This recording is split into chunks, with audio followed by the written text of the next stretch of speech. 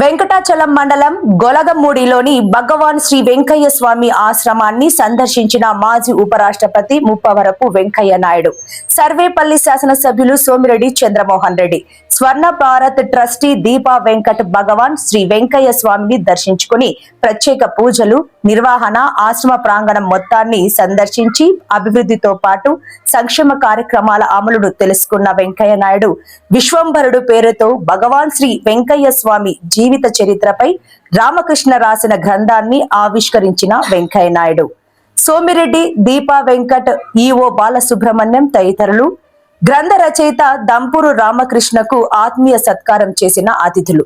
Venkaiah Naidu comments: అందరూ భాగస్వాములైన చక్కటి ఆధ్యాత్మిక కార్యక్రమాల్లో పాల్గొనడం ఆనందాన్ని ఇచ్చింది. వెంకయ్య స్వామి ఆశ్రమ సందర్శన సందర్భంగా నా మనస్సు చాలా నిర్మలంగా ఉంది. ఈ కార్యక్రమంలో పాల్గొన్న ఈదురు రామ్మోహన్ రెడ్డి, దువ్వూరు రాధాకృష్ణారెడ్డి, సన్నపురెడ్డి సురేష్ రెడ్డి, తుంగా శివప్రభాత్ రెడ్డి, ఆదిశేషారెడ్డి, కట్టంరెడ్డి, రాధాకృష్ణారెడ్డి, బొమ్మి సురేంద్ర, కుంకాల దశరథ నాగేంద్ర ప్రసాద్, గ్రామ నాయకులు తదితరులు పాల్గొన్నారు. పాశ్చాత్య వ్యామోహం ఎక్కువైపోయి ప్రపంచం మన దేశంలో కూడా మార్పులు వస్తున్నాయి. రోజు పత్రికలు చూస్తే ఒక్కొక్కసారి నిద్రేస్తుంది. పత్రికలో వచ్చే వార్త, తండ్రిని చంపిన తనయుడు, అమ్మను కడతీర్చిన కుమారుడు, ప్రియుడి కోసం అని చెప్పి భర్తను కడతీర్చిన భార్య, ఏదో చిన్న వయసులోనే పిల్లలకి ఇది గర్భం వచ్చే విధంగా చేసిన అధ్యాపకుడు, రకరకాల వార్తలు వస్తున్నాయి. సమాజంలో కొంతమంది గతి తప్పారు అనే దానికి ఇది ఒక ఉదాహరణ. ఆ గతి తప్పినప్పుడు వాటిని సరైన మార్గంలో నడపడానికే ఇలాంటి దివ్య స్వరూపులైనటువంటి అవధూతులైనటువంటి వెంకయ్య స్వామి లాంటి వారు వచ్చారు మంచి మార్గం చెప్పడానికి. సత్యసాయిబాబా కూడా అదే విధంగా మంచి మార్గం చెప్పడానికి ఆయన వృత్తిలో, అలాగే మన షిర్డీ సాయిబాబా ఆయన కూడా తన రీతిలో మంచిగా జనానికి వేరు చేశారు. జీవితాల్లో తీర్థయాత్రలు చేసేవాళ్ళు వాళ్ళందరూ నేను ఒక నిర్ణయం తీసుకున్నాను.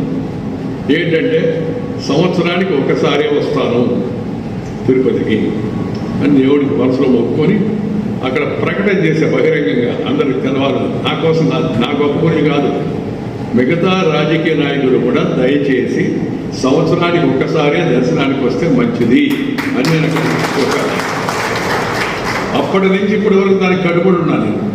ఉపరాష్ట్రపతిగా ఉన్నప్పుడు చాలాసార్లు చెప్పాను, ఈవో చైర్మన్ వాళ్ళంతా నన్ను, సార్ మీరు ఇప్పుడు ఉపరాష్ట్రపతి, మీరు తరచుగా వస్తున్నారంటే ఒకసారి. ఆ తర్వాత నాకు కేంద్ర మంత్రిగా, ఉపరాష్ట్రపతిగా నేరుగా ముఖద్వారం నుంచి ప్రవేశం ఉంది. కానీ మొన్నటి వరకు నేను వైకుంఠ దర్శనం 500 రూపాయల టికెట్, 300 రూపాయల టికెట్ అది కొనుక్కొని అలాగే పెడుతున్నాను తప్పితే ముఖద్వారం కూడా వెళ్ళాలి. కానీ ఈ మధ్య నేను మనసులో నిర్ణయించుకున్నాను ఏంటంటే వయసు దృష్ట్యా కొద్దిగా మెట్రిక్కి దిగడం కొంత శారీరకంగా ఇబ్బంది ఉంది కాబట్టి ముఖద్వారం కూడా పెడతాను. తీసుకెళ్తే మా ఆవిడ తీసుకెళ్తానే కానీ మిగతా వాడికి ముఖద్వారంగా ఉన్న 4 శాఖలకు మంత్రిగా ఉన్నాను. వాజ్పేయి గారి హయాంలో ఉన్నాను, మన మోడీ గారి హయాంలో ఉన్నాను. జిల్లా ప్రజలకు కొంత మేలు చేద్దాం అనే కోరిక తప్పితే వ్యక్తిగతంగా కుటుంబ సభ్యులు ఎవరిని ప్రోత్సహించుకుందనుకొని నేను చెప్పాను పిల్లలకు, మీరు వ్యాపారం చేసుకోండి, ప్రభుత్వంతో సంబంధం లేని వ్యాపారం, ప్రభుత్వంతో సంబంధం లేని వ్యాపారం. నేను ప్రభుత్వంలో ఉన్న పై స్థాయిలో. రెండవది, మీ జోలికి నేను రాను, మీ వ్యాపారం జోలికి, నా రాజకీయ జోలికి మీరు రావద్దు అని ఒక గౌరవప్రదమైన ఒప్పందం చేసుకున్నాం నేను ఉన్నంతకాలం. పేరునాటి ఆదిశేషారెడ్డి గారు దయచేసి వేదికకి రావాలని కోరుతున్నాను.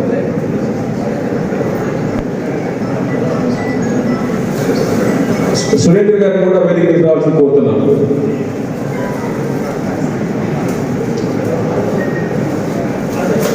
గోపి సురేంద్ర గారిని వేదిక మీద రావాల్సింది కోరుతున్నాను. శివప్రభాత్ రెడ్డి వేదిక మీద రావాల్సింది కోరుతున్నాను. నాగేంద్ర గారిని వేదిక మీద రావాల్సింది కోరుతున్నాను.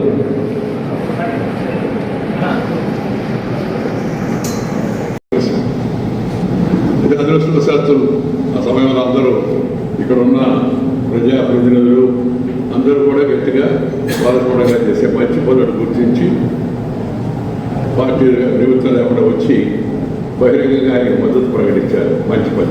మంచి పని చేసేవాళ్ళని ఎప్పుడు ప్రోత్సహించాలి. మనం చేయగలిగితే చేయాలి. మనం చేయలేకపోతే మంచి పని చేసేవాడు ఎవరుతున్నారో వాళ్ళని ప్రోత్సహించడం మన యొక్క కర్తవ్యం అనే విషయాన్ని అందరూ గుర్తుపెట్టుకోవాల్సింది. దానికి ఉపయోగం ఏంటంటే ప్రేరణ. పేరు పెడితే ప్రేరణ కలుగుతుంది. సేవ, ఆధ్యాత్మికత ఈ రెండింటి వైపు దృష్టి మళ్లిస్తే ప్రతి మానవుడి జీవితం ధన్యమవుతుంది. నువ్వెంత పెద్దవాడు అయినా సేవ లేకపోతే జీవితం వ్యర్థం. Share and care in the core of Indian philosophy. నువ్వు ఇతరులతో పంచుకో, నువ్వు పెంచుకో, ఇతరులతో పంచుకో. అప్పుడు ఉండే ఆనందం చెప్పనరివి కానీ